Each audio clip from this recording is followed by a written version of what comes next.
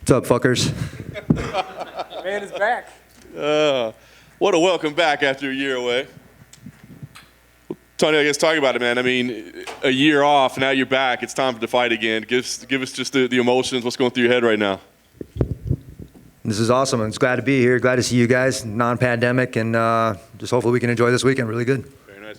Obviously, you're constantly training, during the time away. It's not like it was just you were on the sidelines. But I guess, was there a primary focus, a primary goal during that year? Just get back and acclimated to what I really have to do, and that's winning. I can't really bullshit too much. Went back to my old school roots. Said it before, but really kept it on this time. So it was really cool, man. Structured everything out. Certainly you don't want to sit and talk about losses and setbacks, but when you evaluate them, do you look at it as something I did wrong in preparation, something I did wrong in tactics, just the fact that this is the highest level of the sport? I surrounded myself around the wrong kind of mentality.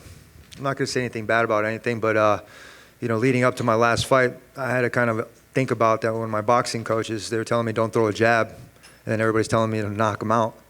It was kind of confusing going out there. It almost looked like I froze, right?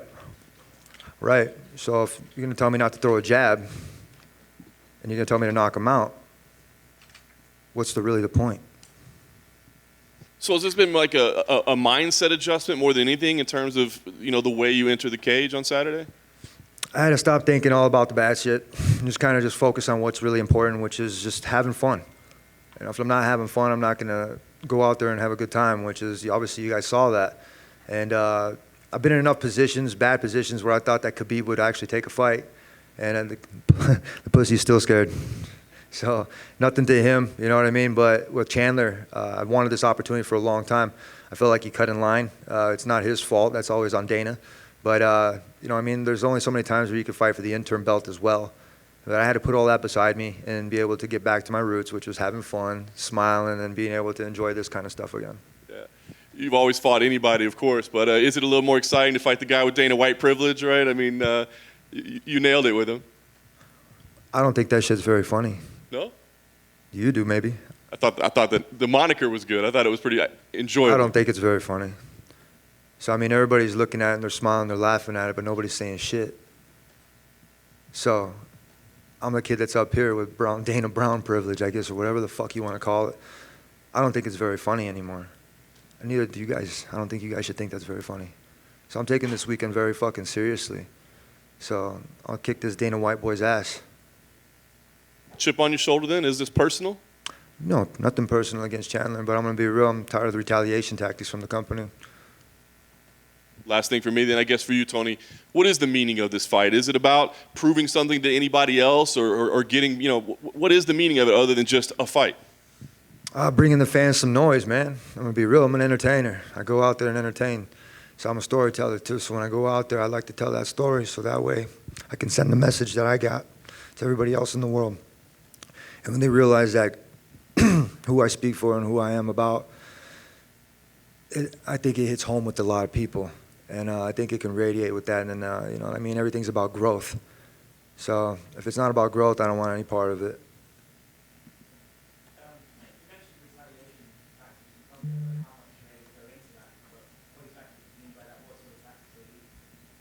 We'll talk about that after I win.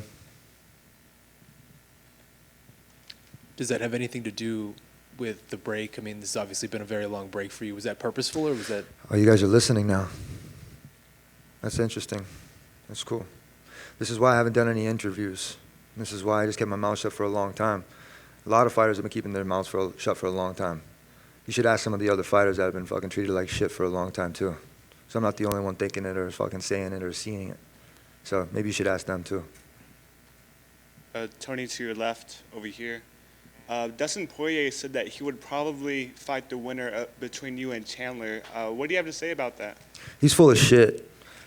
I'm gonna be real. He said he wanted to fight me many times, and then I gave the opportunity to him, and then somebody gave him more money to be able to fight. The kid's full of shit. Nothing against Poirier or any of the other fighters, but I'm worried about Chandler.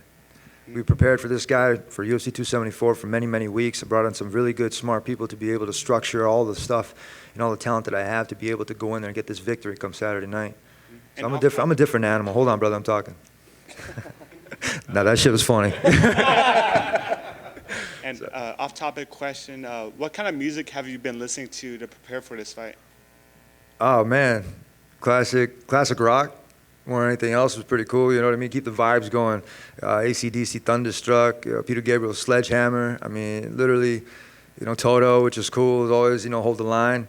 I mean, some video game rap music. I mean, whatever is going to be the thing that's going to keep get the crowd going. You know, that's pretty much how I feel inside my practice room. But leading up to the fight, I wasn't listening to anything. I was just keeping the beat. You know, I had to bring myself back to the Ultimate Fighter when they took our music away and they took our phones away and they took everything. They stuffed us in a room for a couple of days and they said, "Hey, you guys can't leave this place." Took away all of our privileges. It felt like you were in fucking prison. Never been to prison, but I'm gonna be real. That was close as it could be, and then you had to find out everything about somebody and have cameras all around them and know every single fucking move that they were gonna do.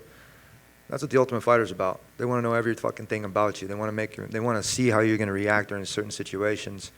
But I was handpicked by Dana White, and I won the Ultimate Fighter. I knocked everybody out at 170 pounds. And they've been making me cut weight. They made me feel like I was inadequate going up to 170 again. They made me feel like I could not do that. They made me feel like I had to lose weight over and over. They didn't care about how I feel. They don't care about how I was treating my body or how I was treating my mind. It's kind of fucked up, pretty much. If I wanted to go back a weight class because of my health, do you think they would care? I don't know. Maybe you should ask Dana. When you look at Mike, when you watch him on tape and you look at what Mike Chandler does, why is this a good matchup for you? Oh, man, he likes to go toe-to-toe. He wants to fight in the box. He likes to get hit once in a while. You know, it gets him riled up. He's a good puzzle, man. I'm going to be real, but I think he's looking past me. I mean, I don't talk to myself in the third person at all, and he kind of does, so we got to battle his ego first. You know, come past that ego, he's going to break. So, I mean, I'm not trying to pump myself up more else than I have to because, you know, I already did that during strength and conditioning. My physique is different. My mental's different. My whole mindset is back to where it needs to be. It's a varsity mentality. When you say you think he's looking past you, what makes you say that? Like, what are you seeing? I don't know. I don't really listen to him too much, but I heard he was talking about Conor McGregor and the next fights and everything, and that's cool. Good for you. You're going to have your hands full come Saturday night at UFC 274. So I'm going to go in there, have fun, smile. I'm going to throw some punches, throw some kicks and knees, put this kid in the clinch and put some hurt on him. So I'm going to make him bleed, make him see his own blood. I think he likes that. I wonder, I mean, when you're looking at it, does it feel like that sentiment is more pervasive than just Mike? Like, do you feel like the MMA community in general is looking past you right now and has sort of moved on? I'm glad. That's exactly what I wanted it to be. I wanted to disappear a little bit. I wanted to make sure that I was in the right places at the right times during certain things. So, you know, the way I portrayed it is I disappeared from the world, and I really didn't. I just didn't talk to you fuckers. So I don't owe anybody anything besides going out there and giving my best and making sure I walk out the same way. And, you know, best of luck to Michael Chandler and myself. You know, may the best man win. But come Saturday night, my hand's going to be raised in victory. Well, the last one for me, I'm just curious. Obviously, you've been in a lot of fights like this with Mike. I think a lot of fans are very excited for this fight because it seems like it's going to be very exciting. I just wonder, can you describe to us or maybe somebody who hasn't been in there what it feels like to be in these sort of gut check, blood and guts type of fights like I think a lot of people expect this one might be? First you gotta go through fight week, and that's the best part. You show up, we're cutting weight, and then we have to do media, you know, and then we have to cut weight, and you have to do more media, and you have to do photo shoots. And then it builds up. It's kind of like when you're building a fire rocket or firecracker, you know what I mean? You're building it in layers, but you have to be very careful. And when you're doing that, when you're being really careful with it, there comes a time for celebration when you're able to light it and then making sure that it goes out right. So when you're doing stuff like that, you know, I really deal with fire techniques and stuff. You know, I have friends that do that. But it's dangerous. So if you're not being careful during fight week, you're not going to go out there and you're not going to have a good product on Saturday night. So come Saturday night, everything's going to go well, man. There's a lot of things going on in the world. So if we can bring a little bit of entertainment and a little bit of smiles to everything that's going on in the world, that's pretty cool, man. So if people like bloodshed, which is cool, but as long as nobody's fucking having, you know, too much of it, I guess that's a good thing. You know what I mean? But like I said, come Saturday night, everybody's fortunate that you have warriors going out there and doing their job. I think we're underpaid, personally. I'm going to be real. I'm not going to say it too much. You know, I mean, Dana said something the other day, and I put it on. It's on my phone. I think it was MMA Fighting actually reposted it, talking about how boxers are overpaid. I asked Dana to box. He said, "Fuck no." I'm like, "Why?" I wanted to go play. You know, I want to go play baseball. I want to go do other pro sports. I'm an athlete. I grew up playing different different sports at a very high level. We're in a state championship football ring right here. We were 27-1. You know, I come from Grand Valley State University as a wrestler. I want to go do, pro wrestling. You know, I got Brock, Uncle Brock, that's right there watching me. I want to go do all these couple things, but then I have this guy right here acting like a fucking drug dealer telling me I can't go and do this shit. I want to go make more money for my family.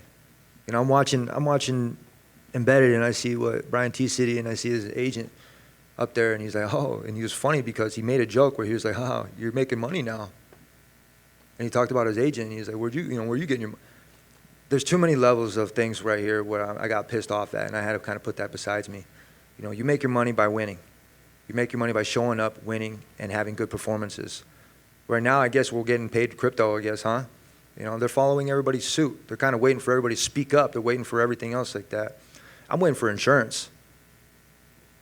I've been competing in this sport for a long time. I took a bad fall at Fox. They took my title from me. You know, I don't even have to go into the Miller-Ayala Act, where an agent is not supposed to be competing in the same sport as you. But you guys know what I'm talking about, right? So, I mean, when it comes down to that, and then I'm going to get stripped of my title because I fucking took a bad fall in an accident, I should have sued.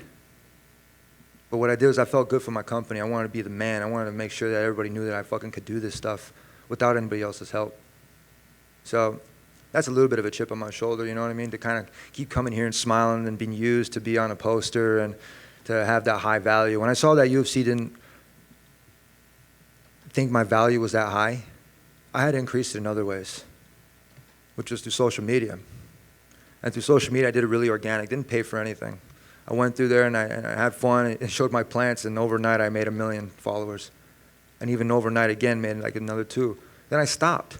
I stopped caring about it because I was just like, you know what, why am I doing all of this? It's not going to do anything for me. But then I realized I was getting these emails from these people from all over the world saying that I saved their life, that they didn't want to kill themselves, that they found themselves in bad territories, that they didn't. And I'm not the only one. I guarantee you there's a lot of fighters that get these emails. But it's incredible. And so all those guys that are out there watching and listening, and you kind of hear me getting pissed off all the time, it's cool, it's fun, I'm all right, okay, we're going to be okay. You know, it's okay to get mad once in a while, but you have to channel that shit in the right way. When you channel in the right way, good things happen. You win championships. You go out there and you have victories, and then you end up building your fan base. So, yeah. I mean, I just wanted to follow up on that. I mean, do you feel like you're being stifled? Like, it feels like you're almost kind of over it, but maybe conflicted about that? Nah, like I said, I had a nice 1.5 years to think about everything. It's kind of like being put on restriction a little bit. You know what I mean? Just kind of had time to sit there and just kind of thinking what I wanted to do. And during the time I shouldn't have fought, I was injured. You know, after that Gaethje fight, I broke my toe. I didn't even know I broke my foot. And I was so injured on my legs, I didn't even want to go down. I didn't get knocked down. I kept fighting through that. I thought about Jesus, man, carrying the fucking cross, and that dude would not quit. Every single time that they would beat him down, he would get back up and he would keep moving forward. I was thinking that whole entire time when Charles had my arm out like that, I was like, he didn't tap. And I remember my kid, he had his arm hyperextended. You know, one time I was like, hey, careful, you know. I was like, you don't want to hurt yourself, but he's naturally like that. So when I'm in the fight, I'm thinking about my son. I'm thinking about my arm. I'm like, go ahead, break the fucker. I was like, because I'm going to beat you with it. And in the third fight with Derry Hughes, it was the same way. These were all tests and mental battles that I went through because I wasn't ready to win yet. I wasn't ready to have that championship belt. I wasn't mentally there yet. I redid my house, and I had to build another spot so I could think of things that I wanted to do and accomplish. You know, in high school, there was these guys at All State on the wall, and I was like, I walked through there, and I'm like, man, I want to be one of those guys. Do that, All State, win state, get to college. Hey, get called in, and I see these names on the wall for national champions, All-American. Huh, I want to do that. That looks really cool. I go do that. 2-time All-American national champ. Captain of a 2-time national championship team. And I was like, okay, what's the next step? Go to the UFC. They built a Performance Institute. They built that. They saw that we needed something like that, which is great. Then they put the things up on the wall that said Hall of Fame. I said I wanted to do that. What did I do? Still not in the Hall of Fame yet, but I'm earning my credentials, right? I think I'm pretty much in there. So I had to kind of think again. And I got a belt, an intern belt. And then they wanted me for a fight for another intern belt. I was like, well, I already have one of those. It's kind of selfish for me to not just, have one. I don't want 2 intern belts. I have one. But it was a championship belt because through the stuff it should have went. You know, like I don't have to go back on the Miller Ayala Act, but, you know, I will. And then I had to think about it again, and I saw the new belt, and I was like, I got treated like shit for a long time. Kind of don't really want it. It was like a Cracker Jacks prize. Kind of like, well, looks kind of fake to me. It wasn't the classy kind of shit, but then I had to readjust my thinking. I had to build something, so that way I had space on my shelf to be able to put something new. So that's what I have. I have space on my shelf, and I looked at it a couple of days and, you know, walked past it, look at it again, and I look, and I'm like, man, there's empty there. Because I need something to be put there. I was like, it'd be kind of nice to put a belt right there. And I started kind of getting hungry again, kind of figuring it out, you know, putting things together like a puzzle. And it started and it clicked. So I'm a straight shooter now, man, and everything's pretty cool. So this camp, I'm very fortunate to be able to put things together and structure the shit out of myself. In my other interview, I said I had too many main ideas. But it's good to multitask like that, because I can multitask on 3 computers, like no problem. But to be able to write a central paper and put one central idea as a main heading and be able to write everything around it, that was the hard part. So I have that now. I put that central that structure towards where I need it to go, and I want that belt. It's kind of cool, and I want to add some rubies to it. So it is my prerogative, and it is my priority to go out there and make sure my hand gets raised on Saturday.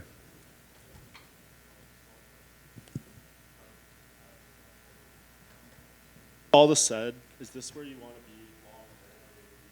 Absolutely. Yeah, for sure. I'm not sure, you know what I mean? They wanted to extend my contract after this one. They sent me like an extension on my contract, and they signed it. They didn't even know that they sent it to me.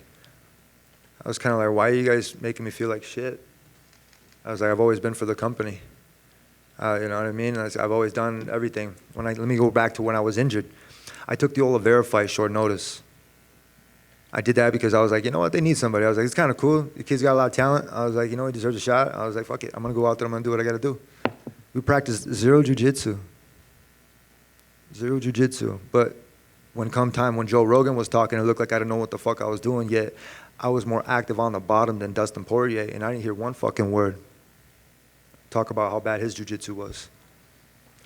So I'm going to be real. Like I said, I had to go back and I had to watch my fight films without the commentary. Because people listen, they're like sheep. I'm going to be real with you. Sometimes, I'm going to be real, the commentators are talking to them like they don't know what the fuck they're talking about. And they're making guys like me sound like I'm an idiot, for one, and 2, that I'm out there and I don't know what the fuck I'm doing. So I had to kind of take that, and I'm going to be real, like I said.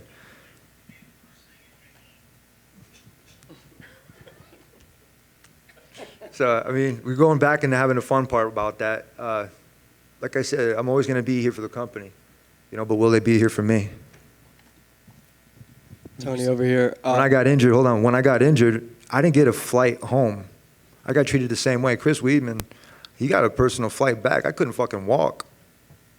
I couldn't do the same shit. So I'm not sure what the corporate is, you know what I mean, talking about that. But there's some questions to be raised on how they treat their athletes, that's for sure.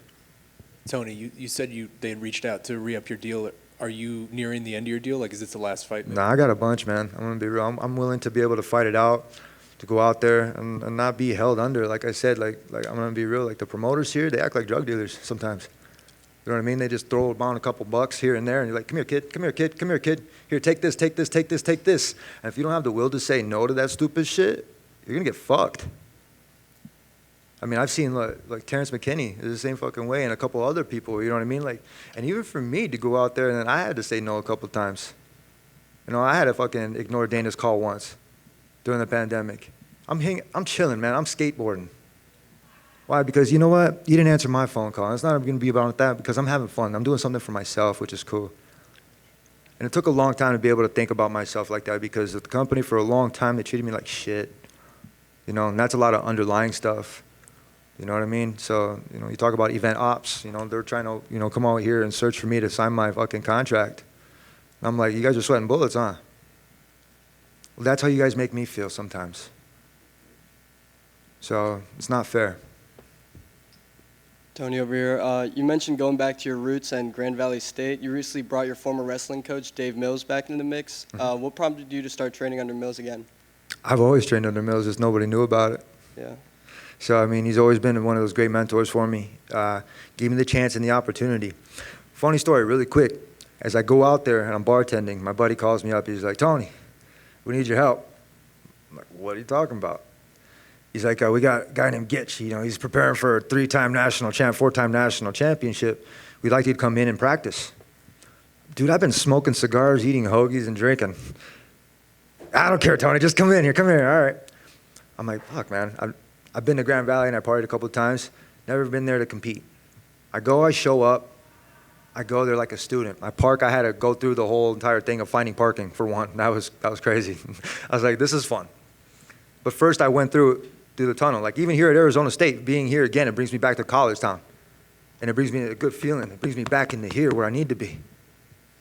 I go there and I'm looking through the stuff. I'm like, hey, where's the wrestling room? They're pointing that way, and I'm like, man. I'm looking. There's a indoor track, and there's basketball. There's like a whole volleyball court. There's like weightlifting equipment. There's like, it's dope. I'm like, this is cool. It's like the Performance Institute. Felt like a real college, university. I go in the wrestling room. You can't even look in the window. It's all fucking fogged. I go in there. I'm all nervous. My heart's racing like crazy. I'm like, control yourself. Coach Mills comes up. My buddy Dustin comes up. Same thing. He introduced me to the team really quick. I get ready, and there's Gitch over there with his fucking hand getting taped. He has a club, like mean son of a bitch. Cool dude too, man, hard fucking worker. And he's preparing for me. And I'm like, oh man, here we go. I lace up my wrestling shoes. I haven't worn them in a long time. I'm sitting there, and then we go and we shake hands, and I go and hit him with an ankle pick. Pissed him off. Pissed him off. Go out there, and I did really well. What do you think I did next? Ran over to the bucket. Puked. I was out of shape. I get back on the mat. We had another match. And I did the best I could. And it was cool. I did really, really well, helping my partner, my buddy, go out there and prepare for his national championship. Didn't know him at the time, but I made a best friend right there. A couple months go by. Afterwards, I said, thank you guys. And I was kind of embarrassed that I went and I puked in the thing. But I got back after it. I went and I started running. It was the opportunity is what gave me that mental clarity to be able to do that. And I get a phone call from Coach Dave Mills. Hey, Tony, Dave Mills here from Grand Valley State University. We'd like you to, he was talking to me, and then he said, opportunity came up. We would love for you to come and wrestle for us.